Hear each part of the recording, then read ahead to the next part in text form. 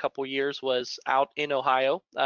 Actually, with some of you that are in this webinar today, I saw some of the people on the list and worked with a couple of you in the past.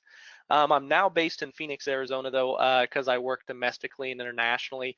It's just easier for me to fly out places from here. So my work history originally was in IH intern with Zachary Engineering. Then I did IH work with Marathon Petroleum at a couple different refineries throughout Ohio and across the country, as well as in their corporate office before becoming a health and safety coordinator for a pipeline project in Southwest PA. From there, I went on to CareWorks, where I'm at now, and I'm also a contracted trainer for MSA, the safety company for fall protection, confined space, and rescue. That's where a lot of my international work comes from, is heading to other countries to train fall protection, as well as about 40 different states in the US I've trained in the last 3 years. So we're going to talk about slips, trips, and falls today. I'm going to break down each one of those, why they're important, how many incidents we actually see per year with those, and what the costs are, and then how to prevent them. So we'll start with some definitions. A slip is going to occur when you have too little friction or traction between your feet and the walking working surface, and you end up losing your balance because of that. A trip, on the other hand, is going to be when something gets in the way and actually causes the fall, rather than just a lack of friction between your footwear and the work surface. This could be something as simple as stepping down to a lower surface, such as a stair, or it could be something strewn out across the floor, extension cords. Generally, housekeeping issues are what result in trips. And then a fall is going to occur when you're too far off your center of balance. So we look at falls in a couple different ways. There's going to be same level falls, and there's going to be falls to a lower level. With falls at the same level, this is going to usually involve a slip or a trip at first. So once you slip or trip, if you lose your balance after that initial slip or trip, then you're going to fall to the surface. That's going to be categorized as a same level fall. And then your falls to lower levels, these are typically more dangerous. We're going to go over the injuries we kind of see with both in a little bit. But with falls to a lower level, that could be falling off a roof, it could be falling off a platform, a ladder, or even down a staircase. Those would all be considered falls to a lower level. Okay, but don't worry, she's all right. She's giving us a thumbs up there. So, all right. So slips and falls are the leading cause of workers' compensation claims and the leading cause of occupational injury for people between the ages of 15 to 24. When we look at everybody in the workforce, we're going to see overexertion start to overtake that. But when we just look at younger workers, they are typically less likely to have an overexertion claim, at least a serious one. So that's why we see slips and falls actually pass those up in this age bracket. Also in this age bracket, we got to think about some of the psychology behind that as well. These are the workers that might be working a little bit faster. Kind of the younger down the totem pole you go, the more they're kind of rushing through their work. So it's important just to get people to slow down and pay attention, especially in that age group. Slips and falls represent the primary cause of lost days from work as well. That information on this slide is courtesy of the National Floor Safety Institute. Slips, trips, and falls are going to accounted for 27% of the total injuries in 2018 in the US. And again, that's just workplace injuries. Those are the most recent numbers I was able to get off the BLS's website. 2019 should be up and accurate within the next year. 22% of all accidental deaths are falls. So this is going to include everything even outside of the workplace. And they're the third leading cause of accidental deaths. In 2017, the CDC tracked a little over 36,000 deaths just due to slips, trips, and falls in the US. And they're one of the most frequently reported injuries, coming in with about 25% of the reported claims per year. And over 17% of disabling workplace injuries are due to falls as well. Okay. With slips, trips, and falls, almost all of them could have been prevented. There are very few cases where a slip, trip, or fall is not preventable. We also see fatalities come from slip, trip, falls. Not only falls, but also slips and trips. If any of you remember Dr. Atkins, who was kind of the founder and publicizer of the Atkins diet, I think that was back in the 90s. That was actually his cause of death. He tripped on a sidewalk, same level fall. If you fall and hit your head, the results could be fatal. So it doesn't have to be from a height. There were 240,000 cases with days away from work in 2018, so that's extremely expensive. It increases premiums because once you have time away from work, those claims start to really balloon in value, which is going to have a negative impact on your premiums in the future. And if you're in a group retro program, it has a very negative effect on the refunds for group retro programs when it comes to workers' compensation. 35% of slip and fall incidents resulted in more than 31 days away from work. So when you're talking about a 35% chance of a worker missing 30 days of work due to something as simple as a slip or fall, it's a pretty serious event. Typical injuries we see with those slip, trip, falls are going to be knees, ankles, and foots, wrists and elbows when you're falling and trying to catch yourself, back injuries, shoulder injuries, hip injuries, head injuries. Head injuries are going to be where you're going to see some of the most serious injuries as far as keeping someone out of work for a long period of time and possibly a fatality. Wrist and elbow injuries are going to be the other one that's going to keep folks out of work for a while. They're usually compound fractures and things like that. The types of injuries we see are going to be sprains and strains of muscles. Bruises and contusions are going to be on the minor end. Fractures, that's where we start to get into some more serious things, abrasion and cuts.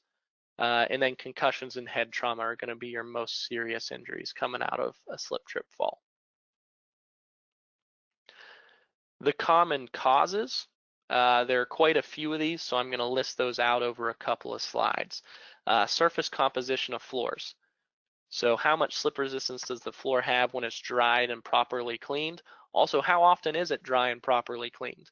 If it's going to be a floor, maybe you're in a meat processing plant or something where there's always going to be moisture on the floor, you're going to have a work surface that is much more slip resistant than someone who's working with a plant or a business that's going to have dry floors. What was that? All right.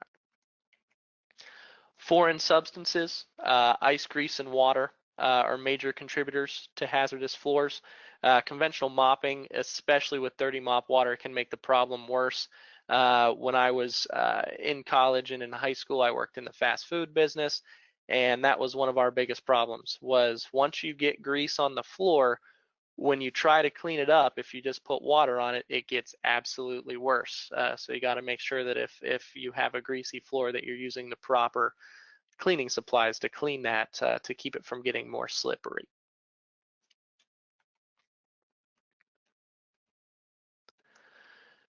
Surface conditions, so raised or recessed edges, loose carpeting, soiling, and overall cleanliness of the floor can be factors. Again, remember we were talking about trips. One of the trips is also stepping down from a raised surface. So if you think back to, I think it was 70s and 80s, there was a actual home style where it was not really your typical first floor, second floor. There was like 12 different levels within the home because they would raise up certain rooms just a foot or two.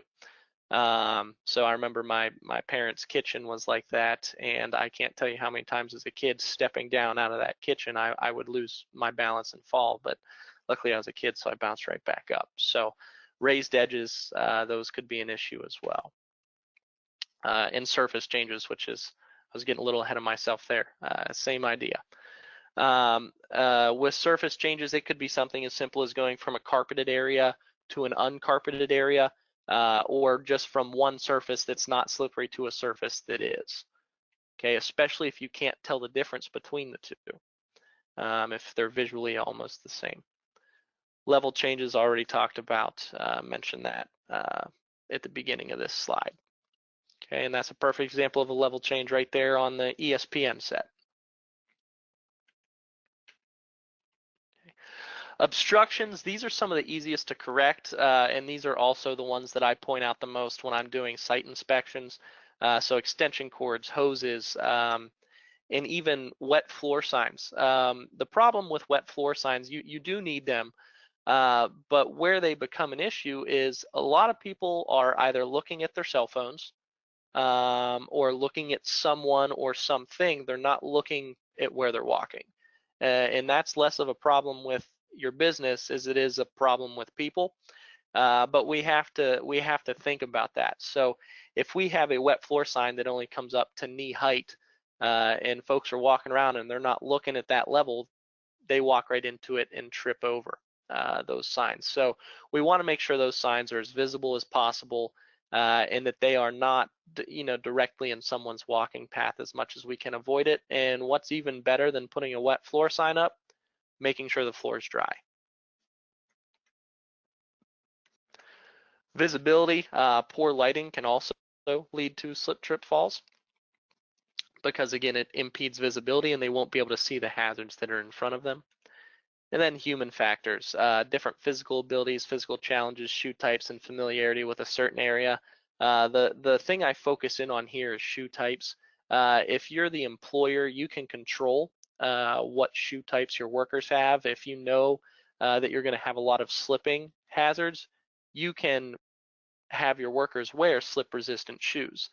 On the flip side, if you are a retail business or you are a business that has a lot of customers, patrons, guests coming in, you have no control over the type of shoe that they're wearing. So you need to think about that when you choose the floor and surface composition for your business. You're going to want to make sure that that's going to be a floor surface that's going to work well for anyone who comes in with any shoe type. And just a few more of these common causes here. Stairs, falls from stairs typically result in the most serious injuries that we see, aside from falls from ladders and extreme heights.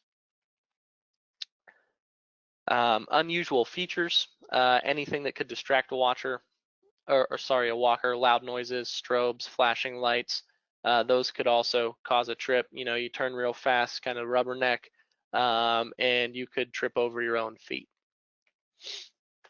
And then housekeeping. Housekeeping's the big one, and again, another one that you have the most control over in your work environment. You need to have an effective process to clean up spills immediately. One of the biggest problems that I see with cleaning up spills is a lot of people will go and grab that wet floor sign and sit it down and just walk away. That's someone else's job to clean it up. That's not my job. It's important to develop a culture where either cleaning things like that up is either everyone's job, or if it's not their job and you don't want them doing it, they need to know who they have to contact to get it done, and it needs to be made a priority. An effective process to mitigate leaks or other causes of slippery floors or walkways. This is a problem, again, when I was working at a fast food facility in West Virginia when I was in college. If we had a maintenance issue, it took a long time to get anything corrected. So if you have a good maintenance team, you're going to see a lot less frequency of things like slips due to leaks or wet areas or ice and things like that. Especially in Ohio, Pennsylvania, that area in the winters, if you have water that freezes over, your maintenance team plays an important role in making sure that there's salt and gravel down so that employees and patrons are not slipping in the parking lot or on the sidewalks. Construction areas, aisles, stairs, ramps, runways, corridors, offices, all these different places where work is in progress need to be well lit also. Another thing to think about with construction areas, if you're undergoing a renovation in your business, anytime you have a construction area, there is going to be more hazards.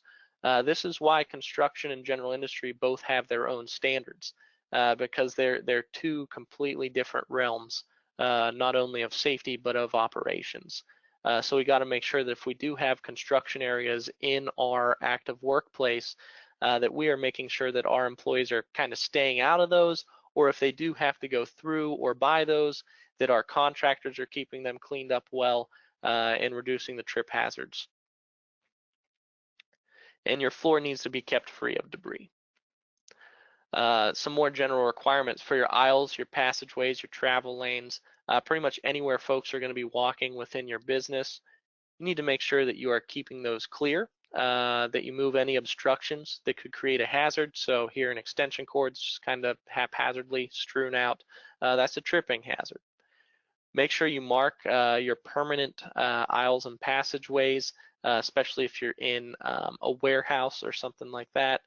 Make sure you mark where your forklifts are allowed to drive and where your pedestrians are allowed to walk, and try to keep those separate as much as you can in those warehouse areas.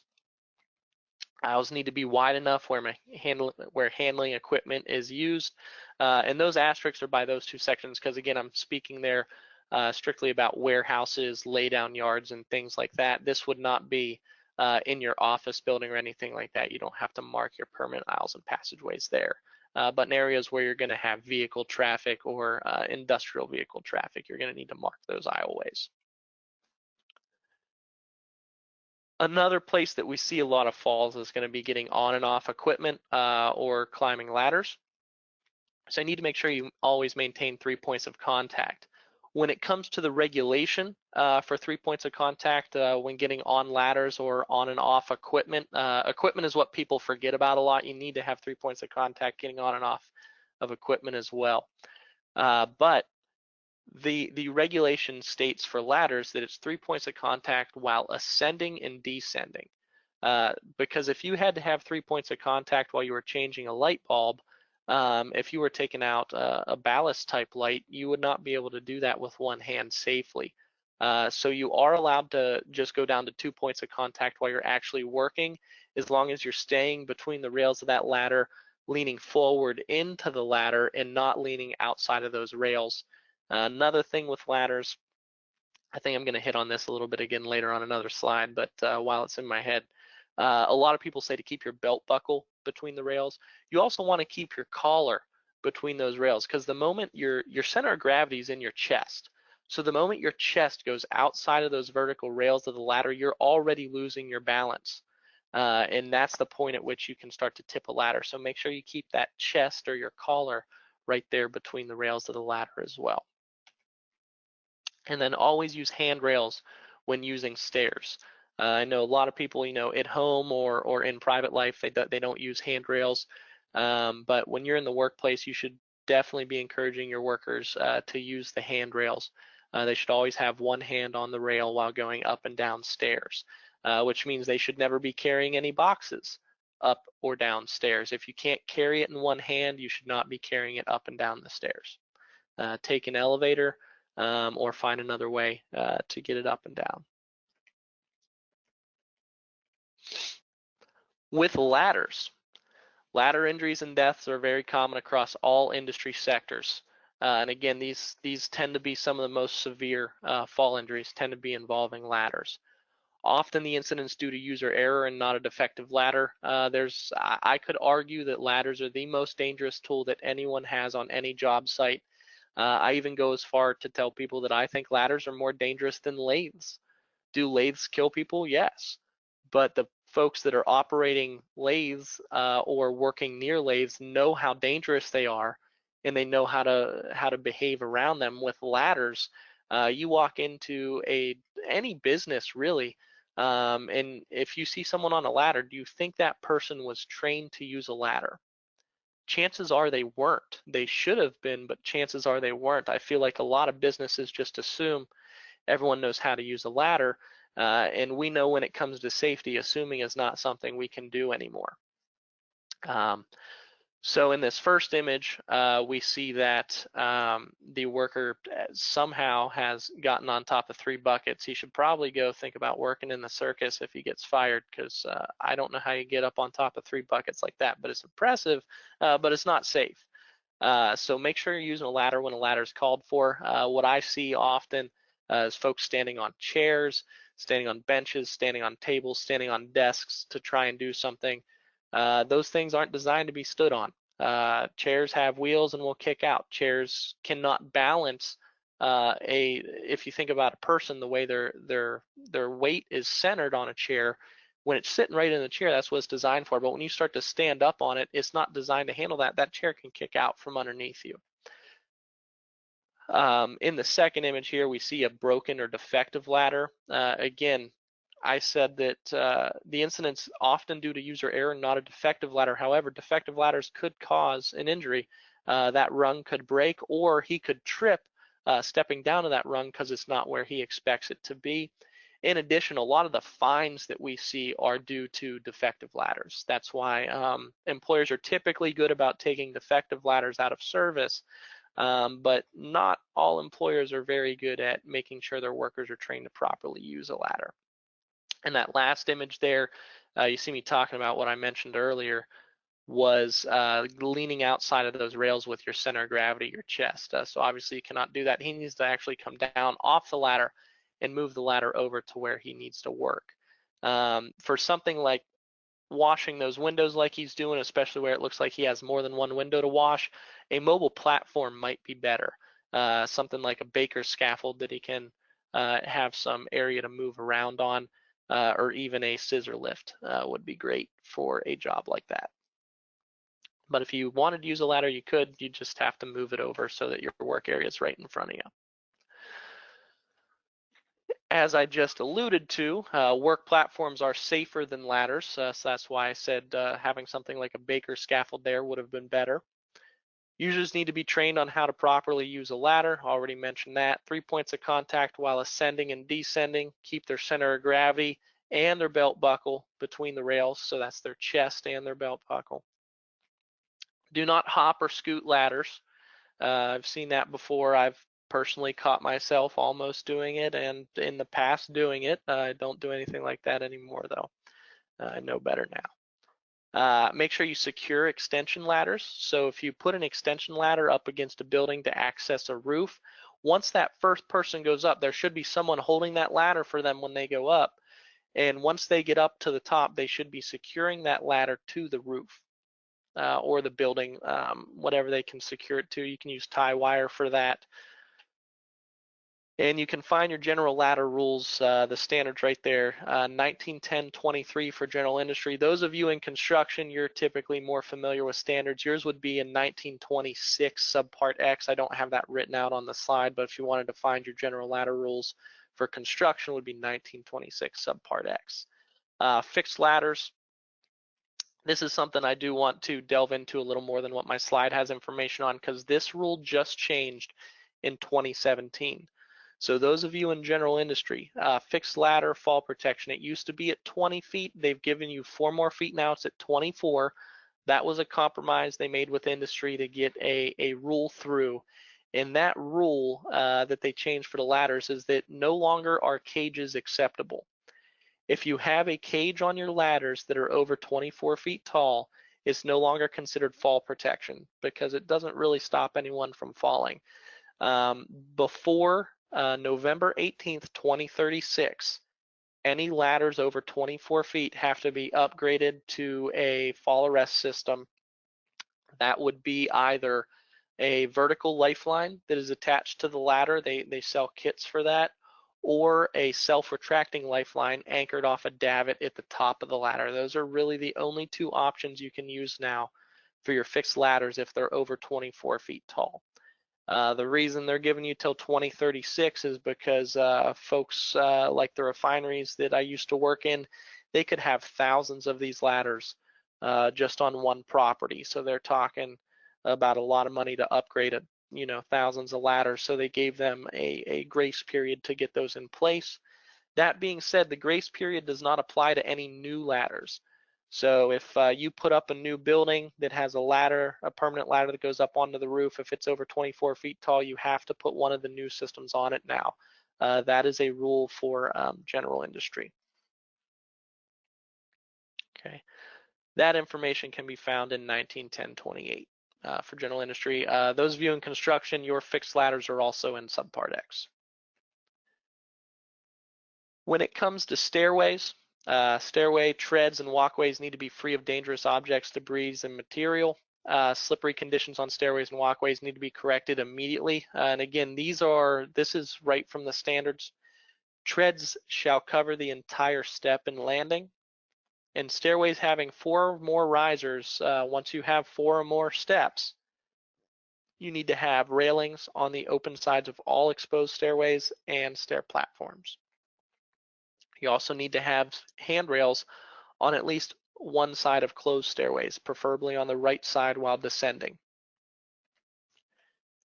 And that information can be found in 1910-25 for all the rules regarding stairways. Because there are more than what I mentioned here. I just kind of point out the big ones that I see most violated in the workplace, and that really most apply to stopping these slip, trips, and falls. If you go to the rule, that's where you'll find, you know, how tall each stair can be and things like that that I think are less important for what we're talking about today. And then fall protection. So fall protection is one of my subject matter expert areas. I teach a 2-day competent person course. I teach a 1-day authorized person course. I also have some general awareness courses I teach, as well as high angle technical rescue for fall protection.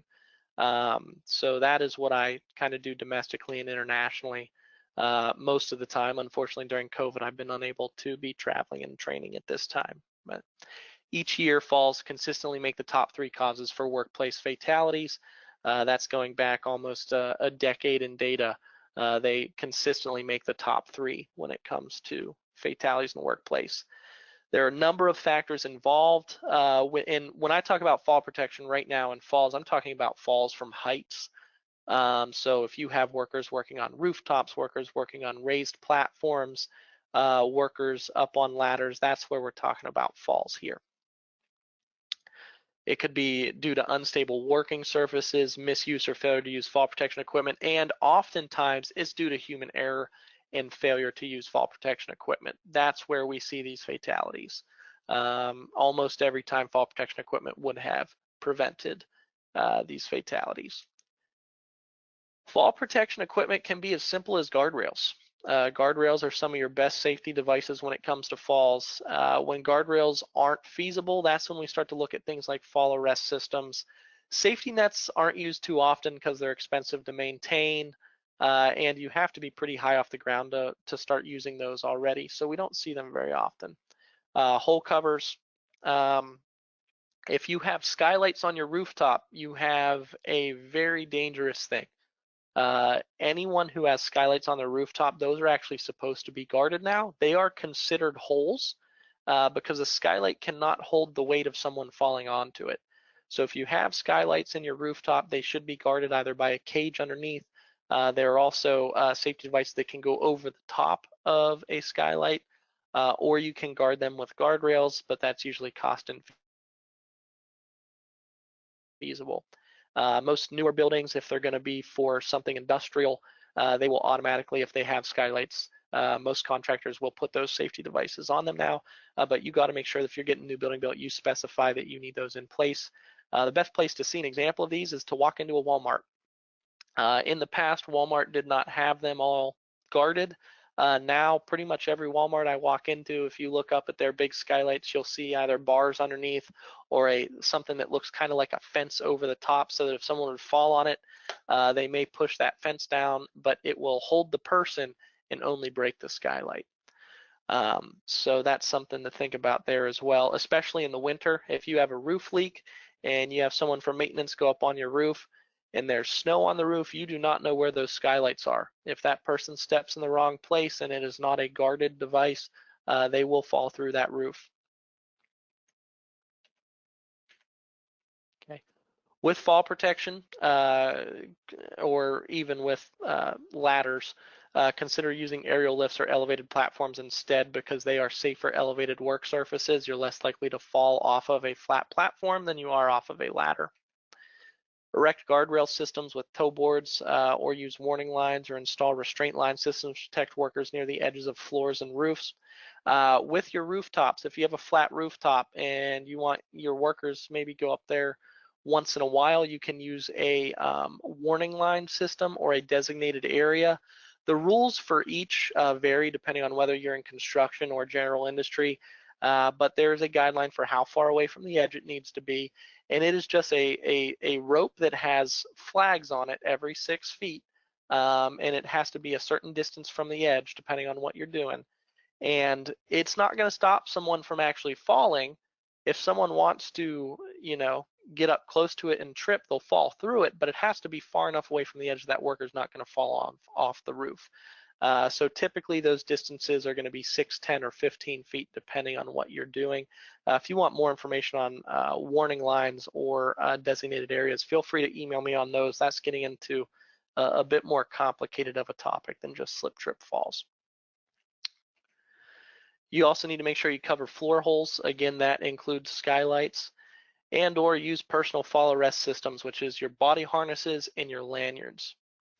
I see a lot of mistakes made when people go to that PPE though with fall arrest systems. They are very complicated systems to use if you don't know what you're doing.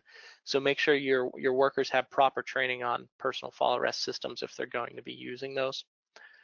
With guardrails, those systems are going to protect you from any unprotected edges if they wouldn't be there. And they need to be installed if your edge is 4 feet or more above a lower level. That's for general industry. I know we might have a couple construction folks in here. You guys are probably aware your height is at 6 feet is where you start to need guardrails. Guardrail systems should consist of a top and a middle rail. The top rail needs to be 42 inches. They do give you plus or minus 3 inches of variance there. That's more for if you're using something like a cable rail so that it can have up to 3 inches of deflection. And your mid rail is just halfway between the top rail and the floor. If you have a toe board on it, the toe board can be up to a 1/4 inch away from the work surface so that if there's any water, it can drain off. Okay, and they need to be capable of withstanding a force of at least 200 pounds. So that's something important to look at. Most guardrails can handle more than 200 pounds. But when we're setting up temporary guardrails, or if we're in construction, we're putting up something out of 2x4s or some lumber, that's why that 200 pounds is there, because the guardrail is not designed to totally catch you. It's there to help you catch your balance. Okay. Moving on from the guardrails, some of you may be using some sort of aerial lifts. I don't know if we have too many people that would be using vehicle mounted booms in here, but you've probably seen the extensible booms and the articulating booms to some degree. We'll also talk about scissor lifts a little bit in a second, but with aerial lifts, is fall protection required on things like these boom lifts that we see here? The answer is yes. Where's the correct place to attach? It's always going to be the manufacturer's designated attachment point. Can we attach outside the basket? No. Some manufacturers of this equipment do allow you to attach outside, but it's only to transition to make an exit. Maybe you're using it to access a roof. In that case, you can attach outside the basket only to transition for an exit. Can you attach to the guardrails? No. Okay, connector options hierarchy, and I will explain why in a little bit, but I think that personal fall limiters, that's a type of device that acts like a seat belt, locks off when you start to fall. I think those are your safest option when it comes to connecting devices. A restraint lanyard does not have an energy absorber. Restraint lanyards just keep you from getting to an edge. I put those at second best. The reason they're at second best and not the best is because there's a lot of room for error. If a worker adjusts a restraint lanyard, it's not restraint anymore. If they then fall over the edge, there's no energy absorber, and that could be extremely dangerous. And lastly is an energy absorbing lanyard. The reason I put those at the bottom and PFLs at the top is because with an energy absorbing lanyard, you need 18 feet of clearance before you can even start using it. The lanyard itself is 6 feet long. It has a 4-foot shock absorber in it. That brings us to 10 feet. And your worker is going to be hanging down below that anchor point. So add 6 feet for the worker. We're at 16 feet, and then put a 2-foot safety factor in there. They do not work unless you're 18 feet off the ground. That is the biggest mistake I see made, is that energy absorbing lanyards are used in places that are below 18 feet. So if any of you are sitting there going, wait, we use those, and your workers are not at least 18 feet off the ground, your solution is to switch to a personal fall limiter, a PFL. I think I have a picture of those coming up in a couple slides. General prohibitions: don't move large distances with the basket elevated. Don't stand on the basket guardrails when we're in those aerial lifts. There's your attachment point, designated attachment point in an aerial lift. And there's a worker standing on the rails like they should not be. And why do we need to tie off in these boom lifts is because of things like this right here. You hit a bump and it will launch you out of that basket. Okay, so if he would have been wearing a PFL, it would have locked off when he was going on the way up. Those lock off within 24 inches with the Class A PFL, so he would have never made it outside the basket when he was getting launched. With an energy absorbing lanyard that is 6 feet long before it's extended, he would have gone up out of the basket, over the edge, then deployed the 4-foot shock absorber and been hanging down underneath the basket, and probably would have hit the ground with how low that basket is. So that is why I lean on PFLs, even outside of aerial lifts, even when I'm just on a roof or a structure. This is what a PFL looks like. This is just an example of one. There are plenty on the market. Typical lanyards are going to require, again, 18 feet of fall clearance, which only happens when a lift is elevated high. So so a typical lanyard won't work when workers are using most aerial lifts. So that's why we go to the PFLs, which is what you see on the right here. A Class A PFL only needs 4 feet of fall clearance. So instead of 18 feet, it's 4 feet. And with a Class B, 54 inches plus 24 inches. Okay, so that would be 4.5 plus 2 feet, which would be 6.5 feet of clearance. Now, when these are anchored overhead, you do not actually have to add the worker's height because there's no slack in them. But if they are anchored at floor level, you're going to need to add the worker's height because they are going to then fall down under that anchorage point instead of already starting under it. So keep that in mind. With scissor lifts, I asked the question, is fall protection required? When I asked this to a class in person where they can give me an answer right away, almost everyone answers no. People hear this myth that you don't need fall protection in scissor lifts, and it's false. You do not need the equipment I just showed you. You don't need to be tied off in a scissor lift, but you do need guardrails. Guardrails are considered fall protection by OSHA, and they are sufficient in scissor lifts, and the reason why is because scissor lifts are considered mobile scaffolding. And the rule for scaffolding, subpart L in the construction standard, which also applies to general industry, says you can use guardrails or personal fall arrest. So the guardrails are good enough. That being said, some companies do require connection anyway, and at this point, I would say most companies require connection in scissor lifts at this point. So if you don't have a company policy for this, I would definitely recommend you get one in place. All right, with those personal fall arrest systems, I'm going to speed up here a little bit. We're about done, and then we'll take some questions. Make sure you're inspecting them before use, before damage and deterioration. Your workers should inspect those daily. Defective components need to be removed from service, and anchorages need to be able to support at least 5,000 pounds per worker attached. 3,600 pounds if an engineer signs off on it. Environmental conditions, so make sure we're watching for ice. We don't want to have folks slipping. I know it's summer right now, but winter's coming up, and last I heard there was actually some snow out there just a week or two ago. So make sure that we are putting salt and gravel down in the winter. And don't forget the outdoors, filling and patching cracks and holes, repairing and eliminating raised areas due to tree roots settling, cold weather, and things like that. Reduce your surface water by directing your roof drainage away from sidewalks and parking areas.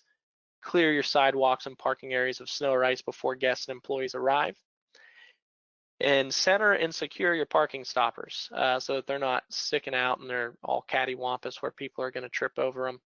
And then paint or stain them safety yellow to improve visibility, again, so people aren't not only damaging their vehicles, but also tripping over them.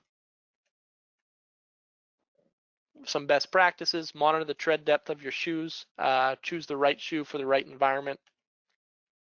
Beyond slip resistance, what costs more? You got to convince the boss sometimes. Does a pair of new boots for employees cost more, or one 30-day lost time accident, or a 33-day lost time accident? So if you have a lot of slips in your business, you may consider putting an incentive in place for workers to get new shoes, such as contributing to the price of those shoes. Employers are not required to buy shoes for their employees. That is not a PPE that employers have to pay for, but some decide to because it's an investment that saves you money later. What protection values your employees more? Getting them that new pair of slip-resistant shoes does. And valued employees tend to be more careful. So always keep that in mind. And then, is it enough? So take a look at these. Maybe they purchased these boots when they first got the job, but as they deteriorate, they're not good anymore. So that boot with the tread all worn out, that person's at risk of slipping, whether or not they have slip-resistant shoes. They don't last forever. Okay. So if you require employees to purchase appropriate footwear, do you also check to make sure it meets your standards? If you provide a pair of non-slip shoes upon hire, do you check to make sure they've not deteriorated? So keep those in mind. Follow up with that kind of stuff.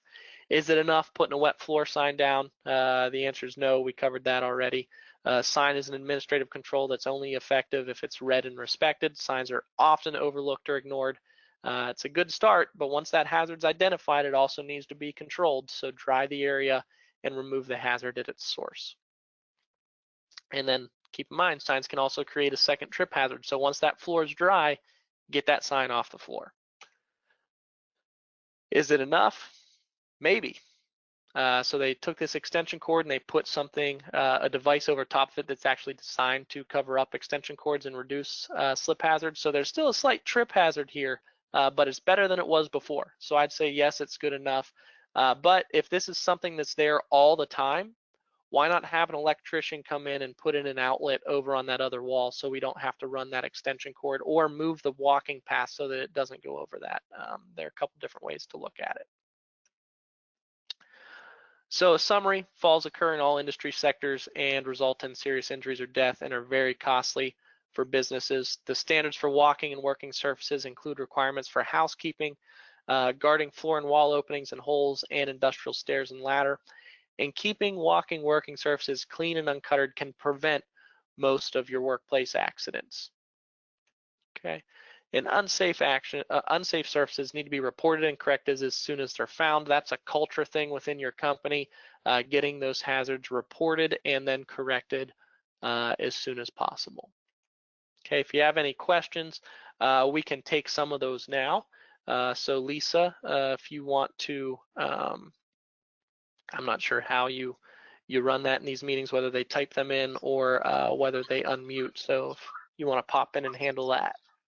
Hi, John. Thank you. What a great presentation. And I just wanted everyone to know you will receive John's presentation slides as well. So thank you for that. Yes, if you would like to utilize your chat bubble and ask some questions, I think John can see those as well. If anybody would like to unmute, you can do that as well. There's several people on the call, so that might be a little difficult. Might be easier to do the chat bubble. Yeah, and then also I often post articles anytime there's a change in OSHA standards or best practices, and especially since COVID has been going on, I post a lot of that information on LinkedIn. So if you have LinkedIn, you can follow me there to keep up with that kind of stuff as well. That's awesome. Does anyone have any questions for John? Please utilize your chat bubble feature.